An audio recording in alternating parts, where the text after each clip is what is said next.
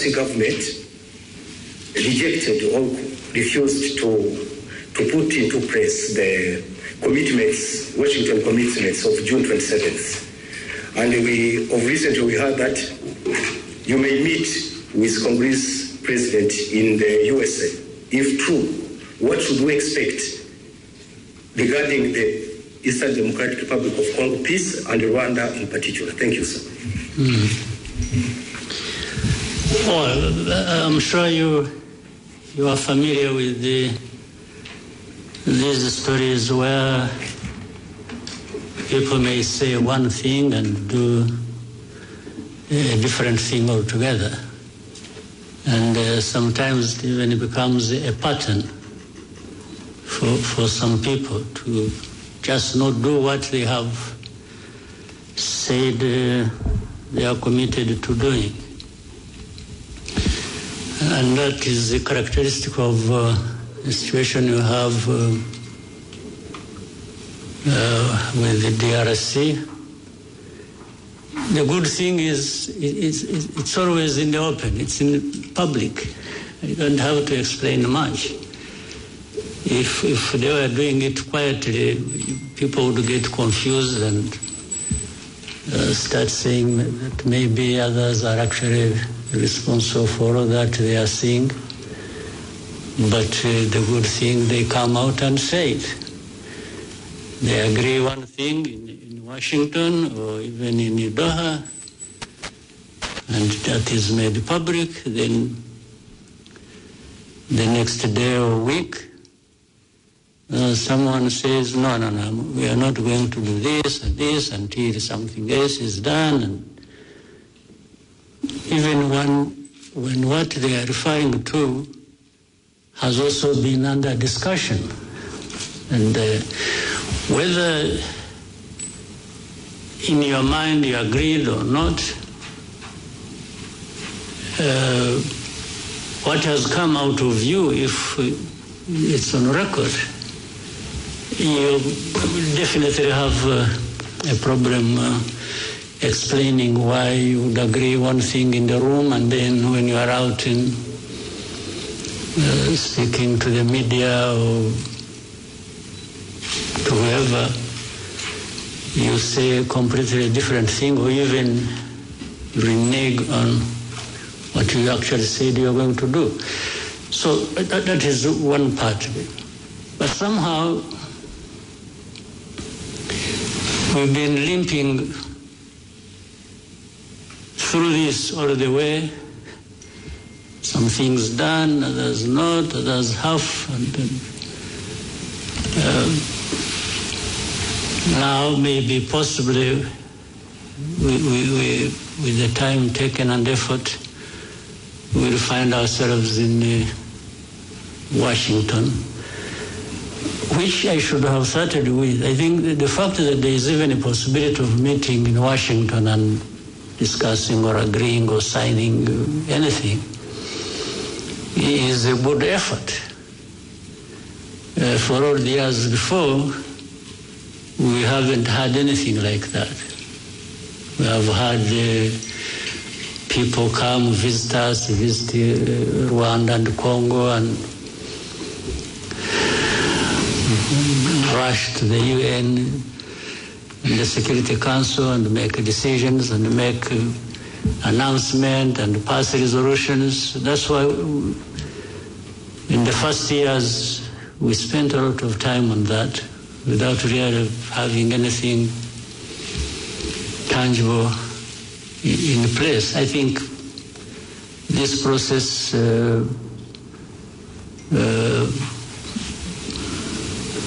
the two processes, one in Washington, another in Doha, but talking about Washington, it's a good step in the right direction. Whether we arrive at a decisive moment that gives us a clear possibility and optimism that we are near finding lasting peace and so on. Yeah, it's something we can still continue can still continue to hope for and work towards. But at least there is that possibility, there is that framework that is in place. And the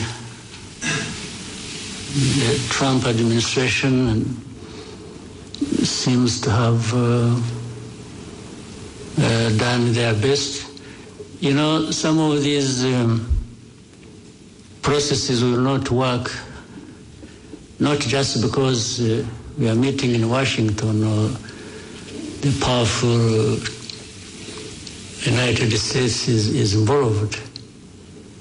Yes, they have a big role to play.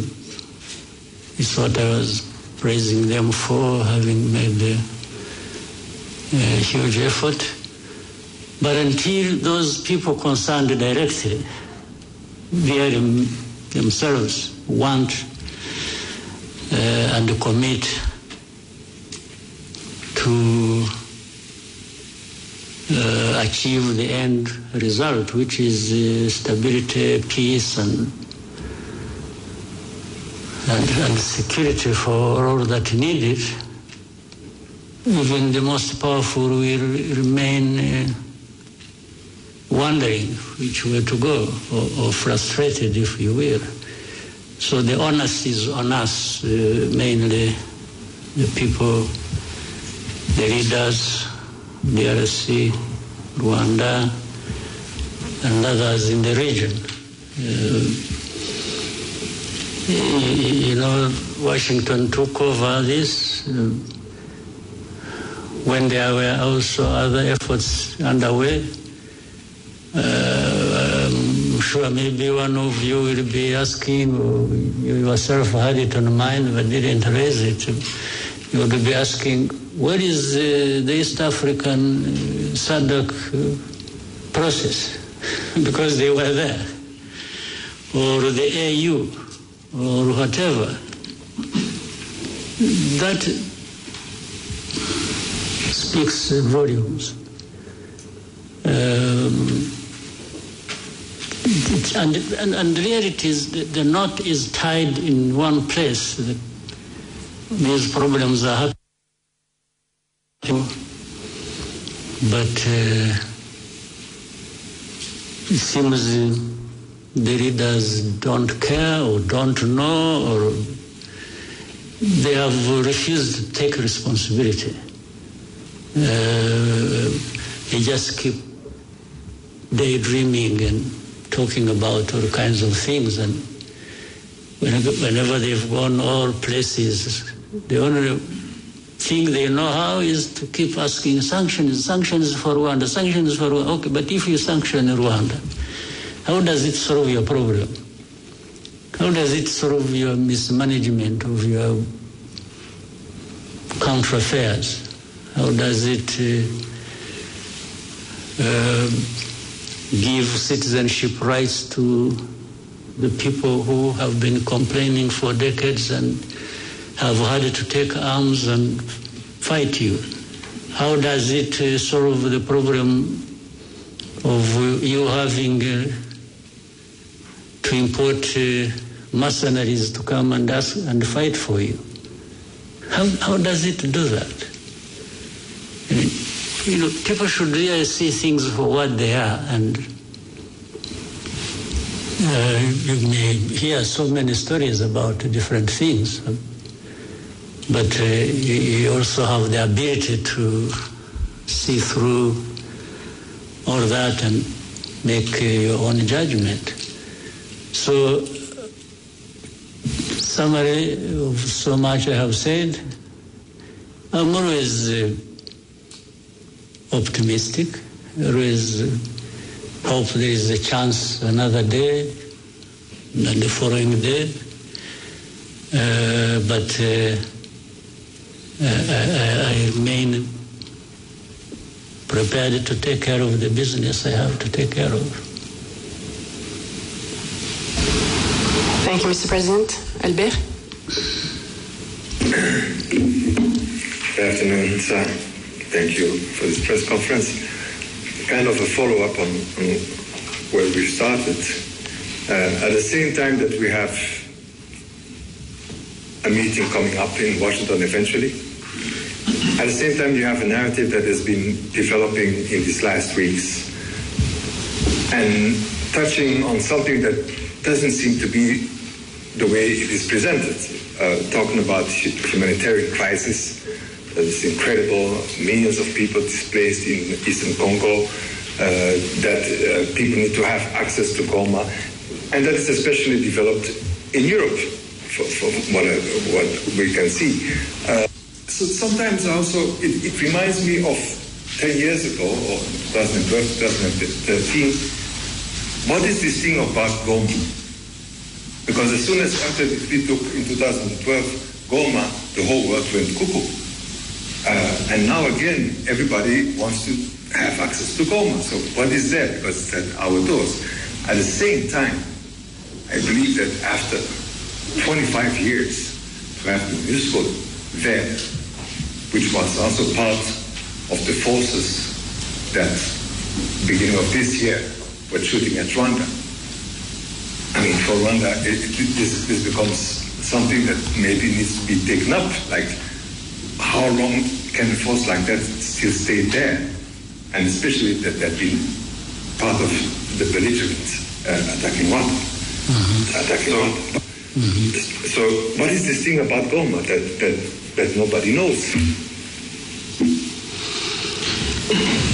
Well, Goma is near a volcano, which sometimes erupts, and so maybe that seems to be the factual thing about Goma. The rest are just stories. But from what you started saying, what is it that didn't actually originate from Europe? You asked something about Europe, and you are saying the stories about Goma and so on are originating from Europe. But what is it that didn't originate from Europe about this story or about this problem? If you look at the whole history and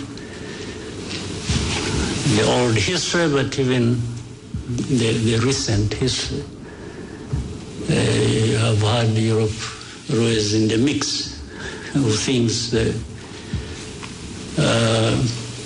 in and between our countries, and even to do with the crisis we have in Eastern Congo or the region.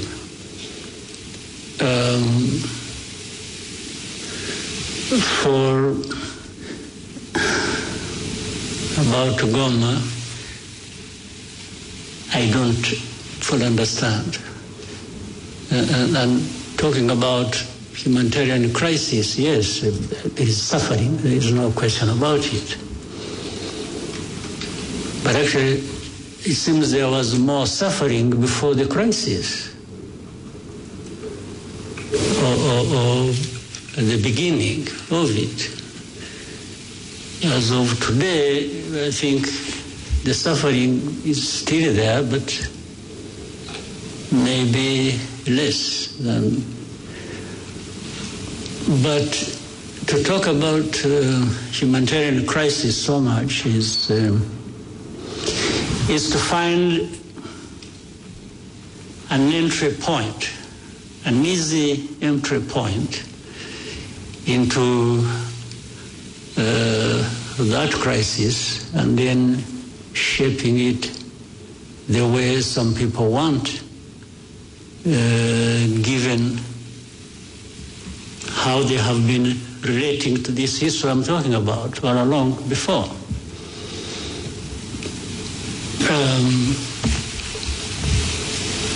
You cannot talk about just crisis or humanitarian crisis without highlighting the root cause of that.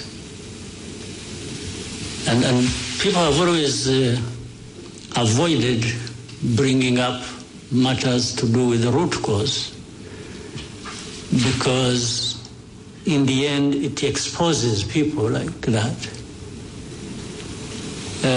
So there is always a way to shape things in a manner that there is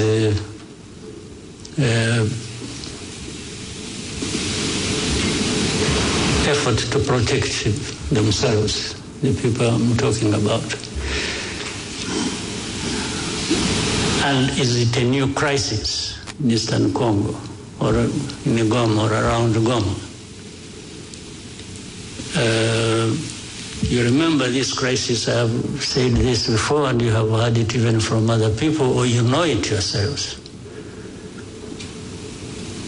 This crisis was there 2012. Came back 10 years later. Why can't people try to understand? What is it? How can you have a problem 2012 and 10 years later you have a repeat of the same problem? It means, but yet all those 10 years we had this international presence, and many years before that, supposedly to address these problems. So much money spent, so many people involved, people losing their lives in big numbers, refugees, people displaced, and but life goes on like that until we are visited by the same problem, and then we start running around like this is a new thing. And the amount of hypocrisy and even double standards and real insensitivity of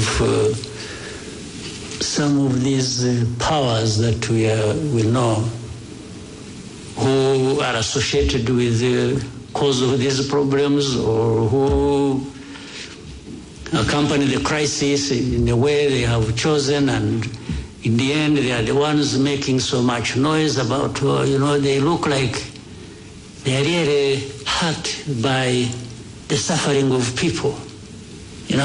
These are people touched and offended by people suffering. But this is just trash of pretense. If you are like that, you have heard people talk about values. You see our values. But it's a lot of nonsense.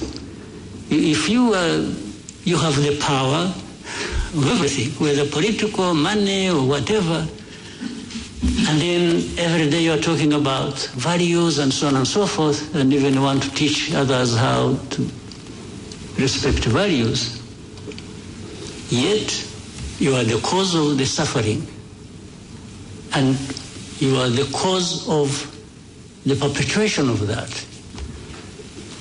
What kind of pretense is this? And you can't just... So when you see these people, coming out with a lot of anger on this and talking about, you see, when you see us, you've made a mistake, we are going to do this.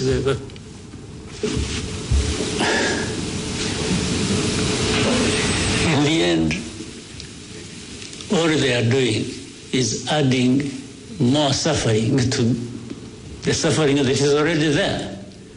It's not actually addressing any problem. So Goma, but if anyone wants Goma, that's fine. For whatever reason, whether it is ritual or,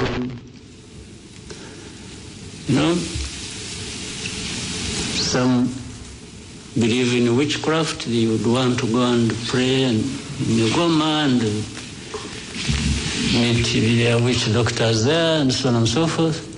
Still, you know what? Goma it's not functional as of now. But it is in the hands of some people. You go and talk to them. But if I were the one, now let me be myself, let me tell you the story. If I were the one, you come and I'm the one controlling Goma, and you come and say, I want to use Goma. I say, fine. But these are conditions. Goma is part of my problems that I face with the government. And now it is in my hands.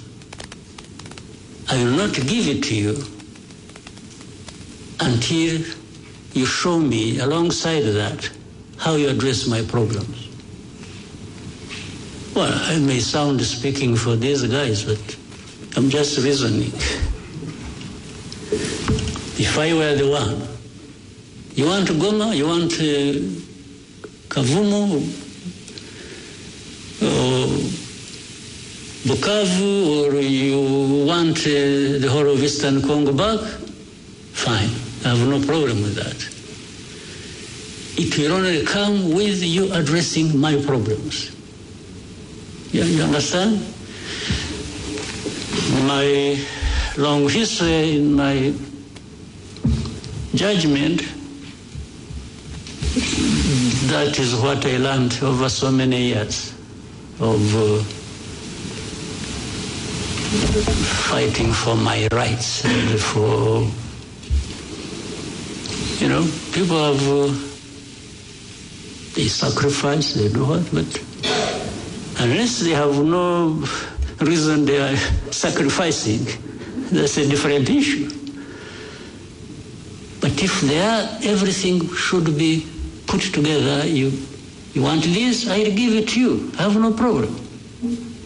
But we came to this point because of this reason.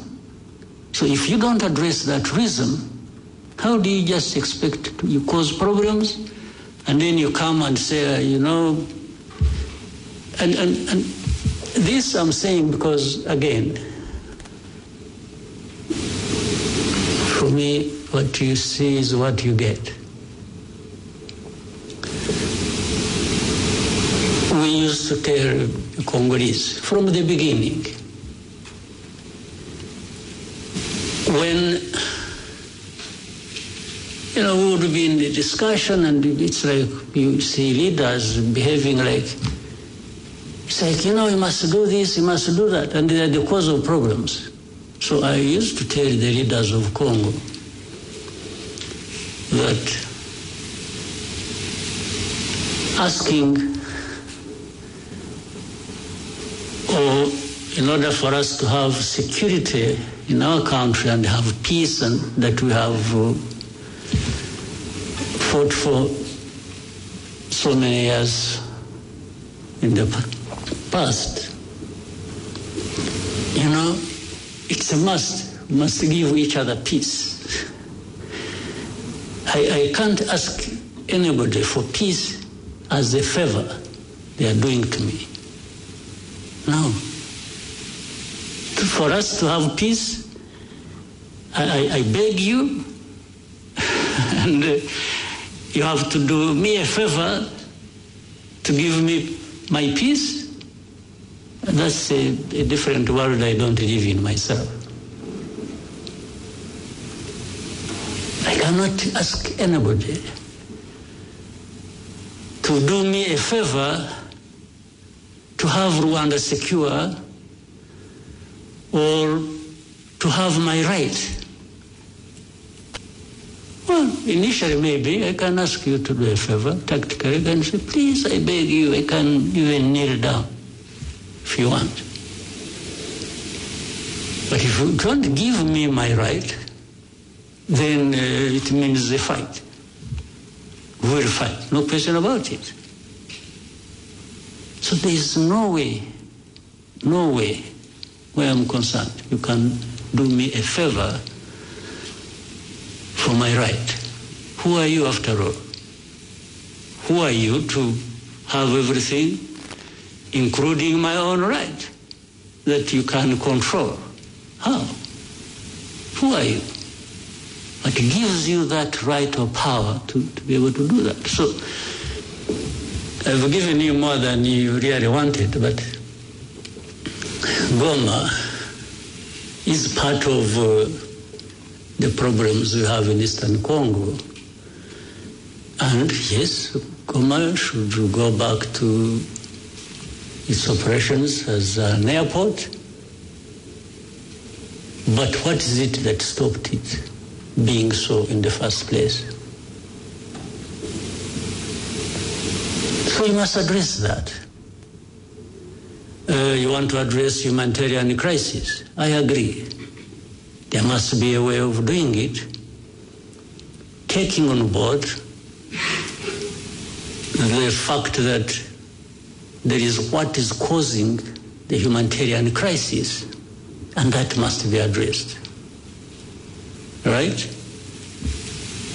So, anything else about Goma?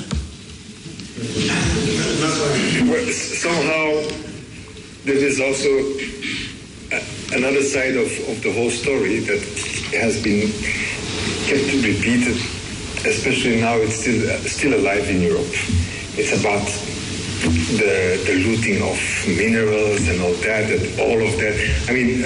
Again, that is nonsense. Exactly. They looted minerals better than anybody, worse than anybody I know of in history. So would you even listen to that? Minerals? Minerals, they sell minerals in, what is it? In Antwerp, in where is? Antwerp. Diamonds. Diamonds. But there are no Do they produce diamonds? Or they have gold, bullions they took long ago and they are adding more. Do they have a lot of gold? Do they have gold mines? These Europeans? They take it, okay. To make their case even simpler or less than it is. They may even say, no, but the gold or the diamonds or whatever we have is brought by legitimate people. Okay? Or do you believe that? But that legitimate, when they are there, they are the legitimate ones. So, but this whole thing, why do you think, by the way, there is something to do with there is an MOU actually we're supposed to be having with Europe, which involves, I think, and a lot has been worked on about traceability and so on and so forth. Okay? Rwanda got involved in that and passed every stage and standard that was expected on that. Now, what is funny and contradictory is, at some point, then the DRC goes to Europe and says, no, don't sign anything with. But how do you not sign anything that was supposed to be transparent and show where the minerals are coming from or who is involved? So on one hand, you want to be clear that there is nothing except that Congolese always passed through here and some sold it here to Rwandans who went and sold it to somebody else. Others, they sell it through Burundi, through Uganda, through the neighbors. But it is only Rwanda that was picked on about minerals. Simply because I think with the audience back home in Europe, they listen more to these accusations. The more they hear of them, then the more questions they raise about Rwanda. whether what they are saying is happening or has happened or not. So minerals, really think, okay, Fdlr, that actually at some point was in control of Goma, or the surroundings of Goma. Why are they found to be innocent in the whole equation? And yet every day we point out things to do with Fdlr. But they are not interested. They are saying, no, they are few, they are... Well, if they think they are few, they should come here. We will take to... we give them face-to-face conversation with those that have been brought from Eastern Congo recently. They will tell them the stories. But do you think they even want to do that? Haven't some of you journalists, maybe I hope you're also not selective about what you want to know. Haven't you asked to go and meet these people who have been brought from Congo, the Fdlr, to tell you their stories that show you how they are so embedded and intertwined with the Congolese forces and other systems of government? So that plays behind the scenes role, and you don't see it at the forefront being talked about. In fact, some of these Fdlr have been doing mining in Eastern Congo. Where do they take their minerals? Maybe those are the minerals that end up in Europe, but they would rather hold Rwanda responsible based on the stories around minerals. What sense does it make? You know, don't...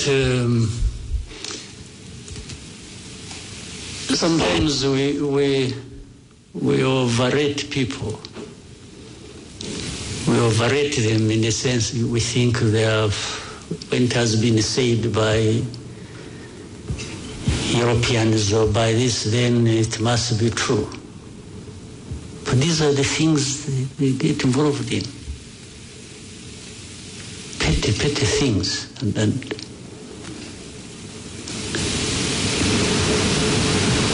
without borders. Okay? Thank you, Mr. President. We have one more question about Goma from Romain Gras of Jeune Afrique. The question says, President Macron said on the sidelines of the G20 that the M23 and those who control Goma airport have not made the necessary effort to reopen it, stating that the administrative conditions have been met by the DRC. What steps need to be taken to achieve progress on the airport issue? Well, I don't know, what is being referred to as the government of DRC having met what? I don't understand. That they met what? The administrative needs. What administrative need? To the best of, I don't know what, first of all, the meaning of what he had said. For example, are you aware that the airspace in Eastern Congo is actually closed? You can't fly, have people flying from wherever, South Africa or going there. Planes don't overfly Eastern Congo because the DRC government closed the airspace. Now you want to open an airport in a closed airspace, and he says somebody has met the standards, administrative standards, I don't understand the meaning of it. Second, those M23 and others who control, what? Who control them, you mean M23 who control or M23 and others? And those who control.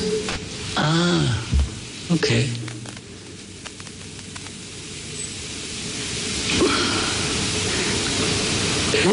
Could I equate it with saying, maybe you wouldn't like that,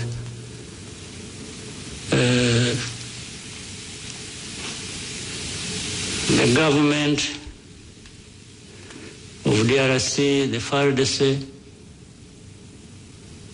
and FDLR. FDLR actually has a big control in that area. They are being fought every day by the M23, even before those who control the airport come in. So would President Macron wish to say something about FDLR? I don't think so. You know the reason? There is a whole story about FDLR and those others from Europe. We talk about the airport, those others who control it other than M23. There are those others from Europe who control FDLR. That's why they are always quiet about FDLR. You see always when issues about Eastern Congo, about Rwanda, backed M23, and then when they FDLR, they are really whispering. They don't even want anybody to hear it. And then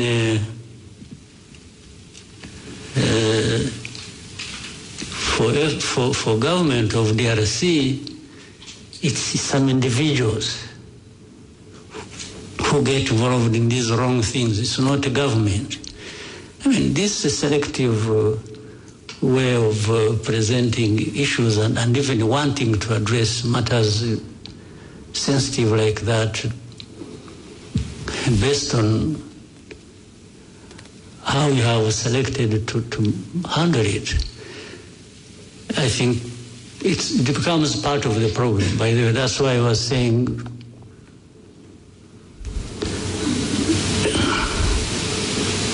those others, other than those who control the airport, but from Europe,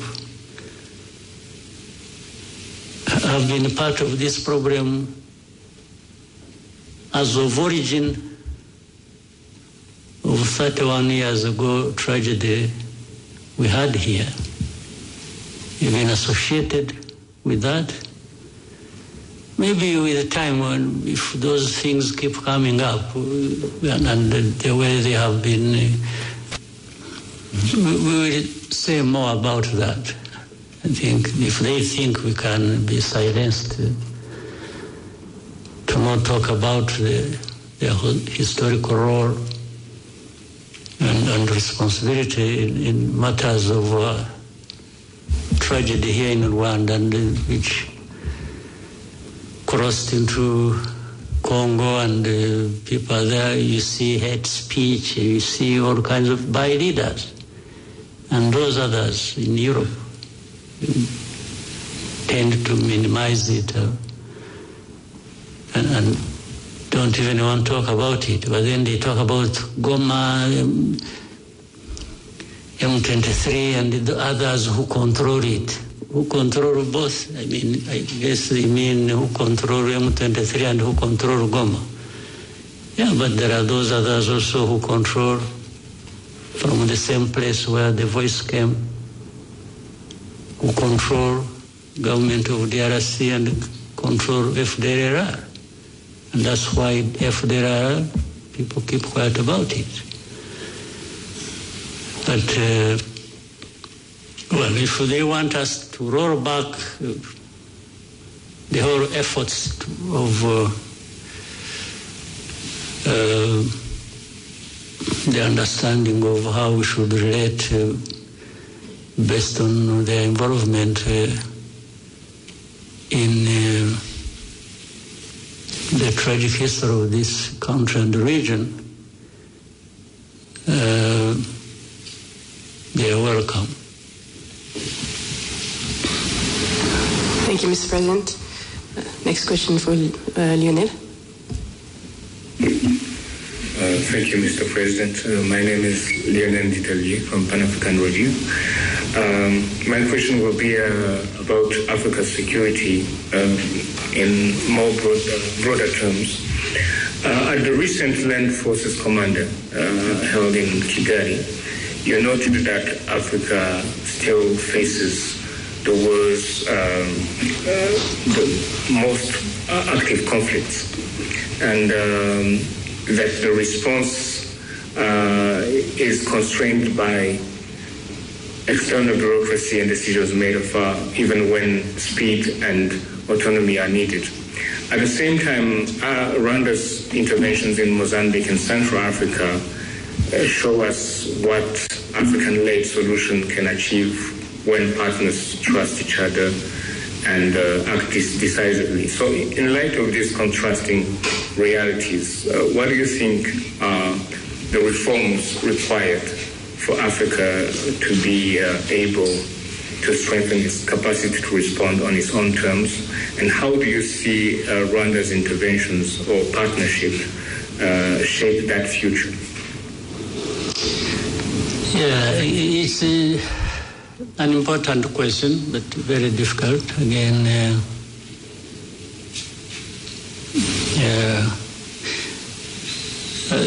I think if I remember the saying, you can take horses to the well to drink water, but you can't force them to drink. You take them there, but it is the horses to drink the water anyway. If they don't want, you can only stand by and watch, isn't it? So I think Africans, we have everything. We have the water in front of us and we are thirsty, we should be drinking. But we find an excuse for not drinking the water. I don't think we need anybody coming and whipping us into that. So when the Africans decided to drink the water that they actually badly need, I have no medicine. I can't. The only thing we try to do when we collaborate with our brothers and sisters on the continent, like in Mozambique or Central African Republic, or participate in other efforts, we are only trying to say we can drink the water. We are actually drinking the water based on our thirst for it. And then it's like saying, why don't you? Telling somebody else, why don't you quench your thirst? So, I don't know. There is nothing Africa doesn't have, actually. All these things, or these areas where we fall short, I can only be surprised and say, why? Why do we keep falling short on everything, including the provision for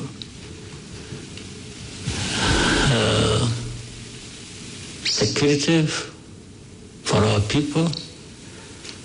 When we have the people, we have the resources, we have the knowledge, we have... what is it that Africa doesn't have? Tell me. We have good weather, maybe that's what spoils you. We have what don't we have? Numbers, we have 1.4 billion people on our continent. So what do we want? No, what else do we want? Or what do we lack? So that is, this is it's a pathetic situation. Yeah. I don't think I have helped you to understand what you can do, but not for lack of trying. Yeah. Thank you, Mr. President. We take one question and then go to break from Anangwe. Thank you, Mr. President. Eugene. Maybe why don't we continue a little bit, then maybe another 15 minutes and then take a break. H.E Kagame, we're CEO, founder, East Africa Media Group, and the African Leadership and Dialogue Institute. Mr. President, my question is on leadership. And I listened to you keenly at the recent Unity Club forum, where you challenged Rwandan leaders to reflect on what's holding Africa back. And I remember you talking about feeling that this is linked to leaders who pursue individual gains. For the close to 20 years I've been in Rwanda, I reflected on this, especially listening to people who have been serving in different quarters. And when someone tells them, "Nukomeza gucho, urisanga kuri yellow paper," and they say, "Reka." And the reka is not because they don't want to serve, but because of the pressure to deliver. And that leaders in this amazing country go the through. Pressure to deliver without apology. Exactly, yes. And this brings me to the question of your style of achieving this culture. I know of countries where people will kill each other to get those positions of leadership.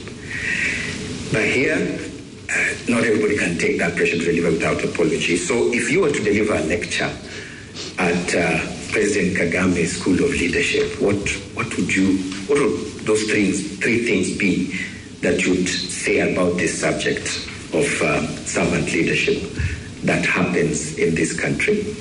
And then the East African community, the momentum seems to have died out.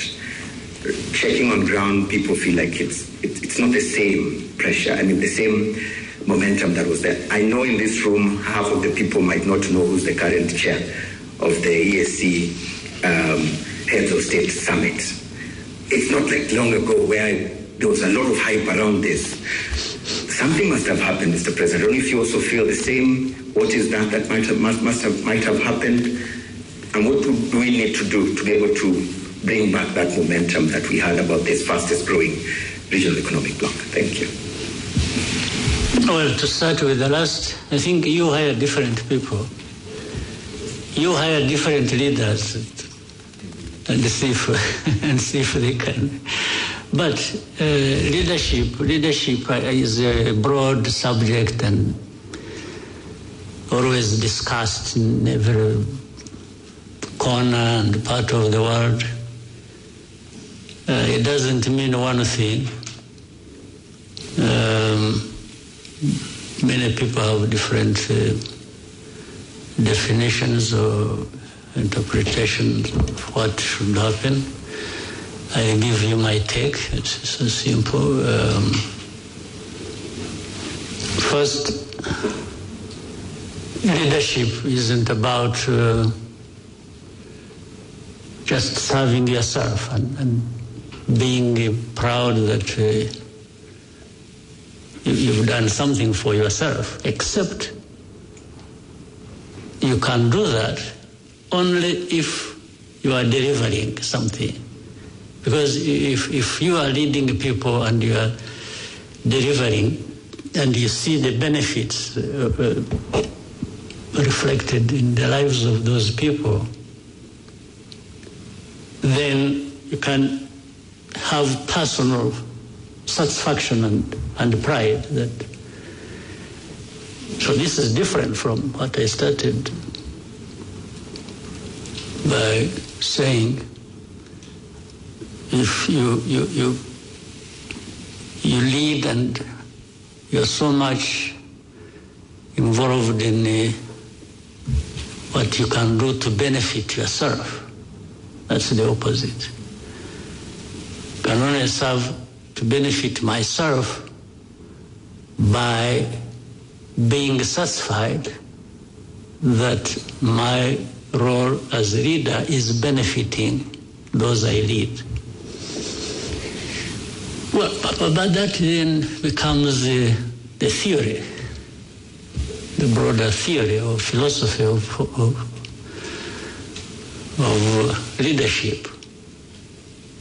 But we also know that more importantly there is the practice of it, the real tangible results you can see and hear from people.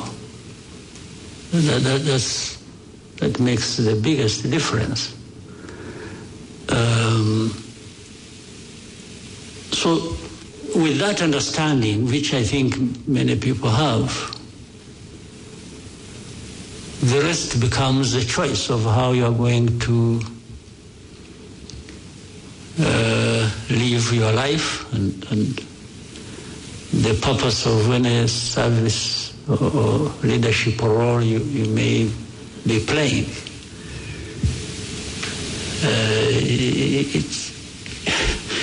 We can learn the theory, but in the end, the practice is ours. Yes, you can study and have degrees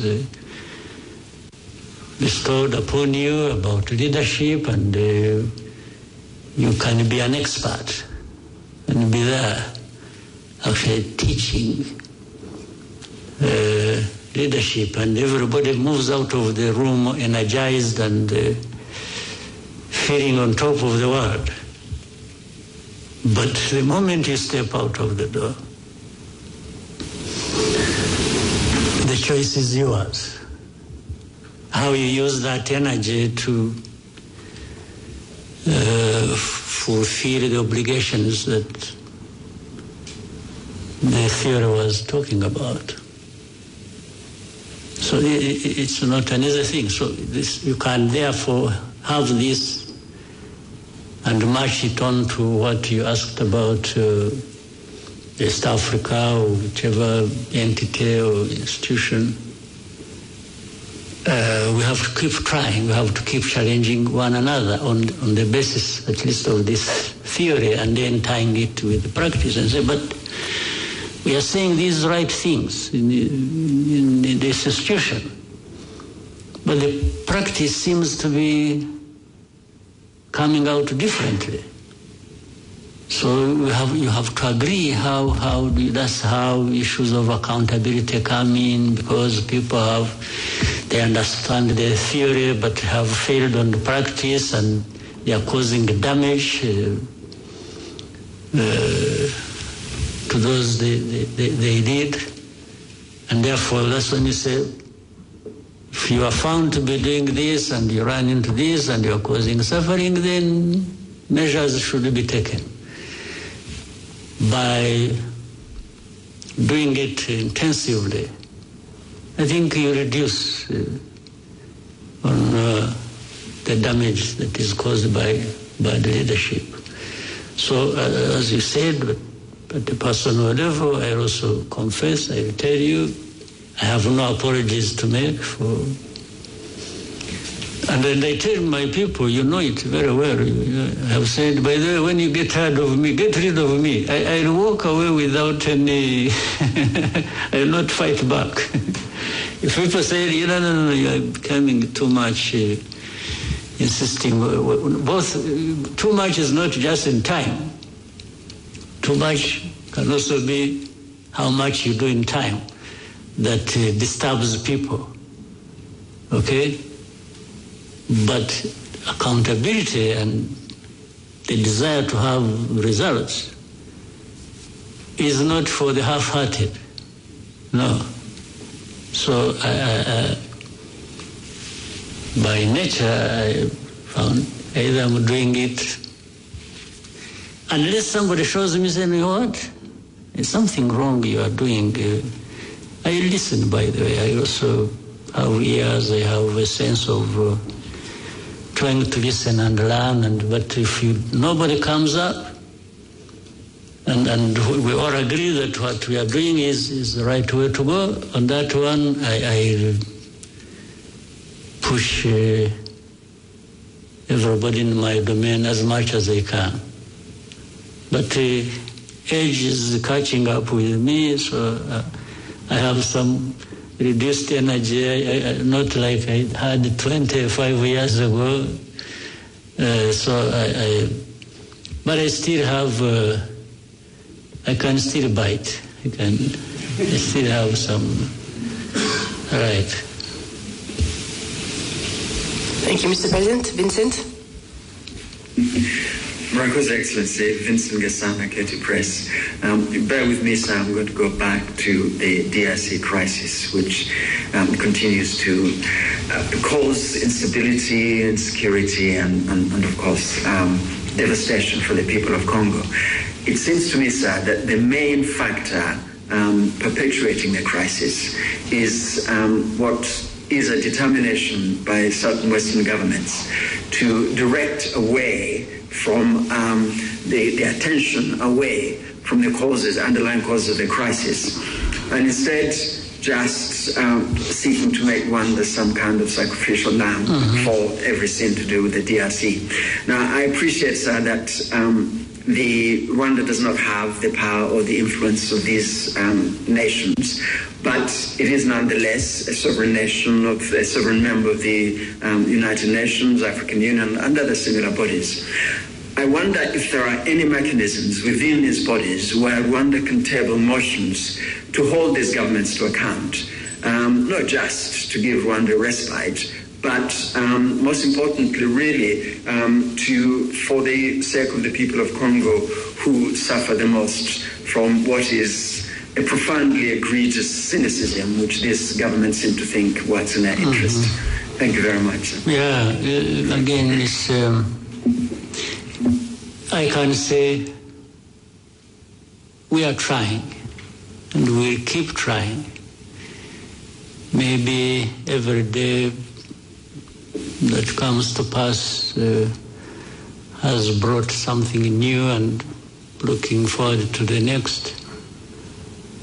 But this is the state of affairs in the world we live in.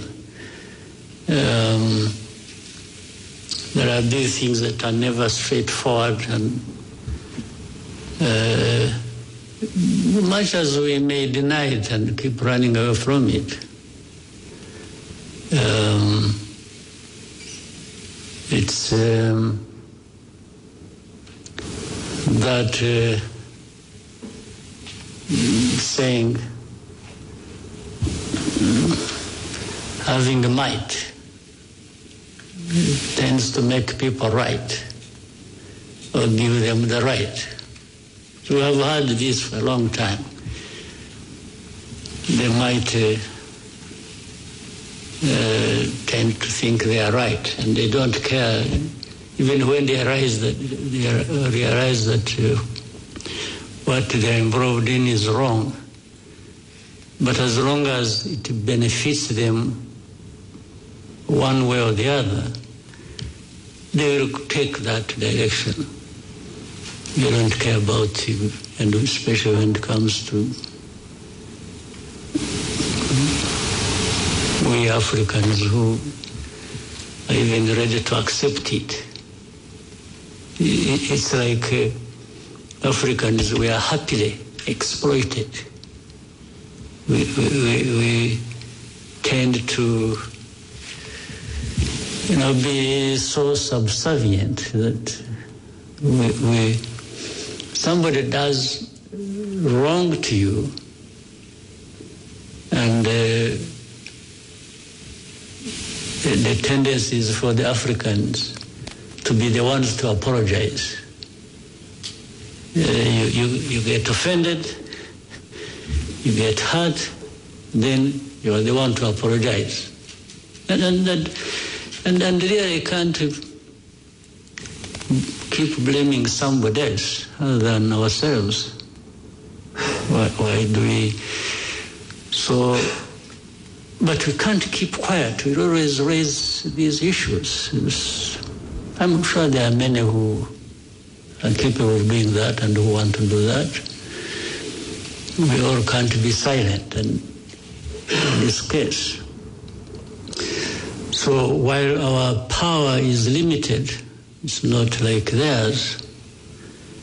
One, we have to reject it, that we can just be treated the way we are. The second is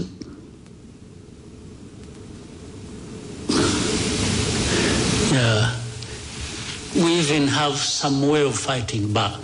Fighting back includes to keep exposing the truth about all these lies and the suffering that is brought upon us, we Africans. Of course, that requires you have to have people who are like that, but then above all you have to have a coordinated effort. That's why there is always a search for African this. You are talking about, you are from Pan-African something. Yeah, the Pan-African means really working together, finding like minds to, and not accepting that we can, whether at individual level or at a collective level, we just have to. So there is always a moment, there is always a chance, there is always a place where even speaking up and speaking out makes a difference. That's what we have to do. And knowing that most of these crises, actually, when you look a bit underneath, there are things like this. We are talking about Congo a while ago. There's nothing between Rwanda and Congo and the conflict thereof. There's nothing that is just Congo and Rwanda. Underneath, there is a volcano, yes, that you have to contend with. There are these external factors and actors and forces that are operating. So the moment you are conscious of that and keep finding ways to minimize the damage it causes, I think the better. Mr. President, we take one.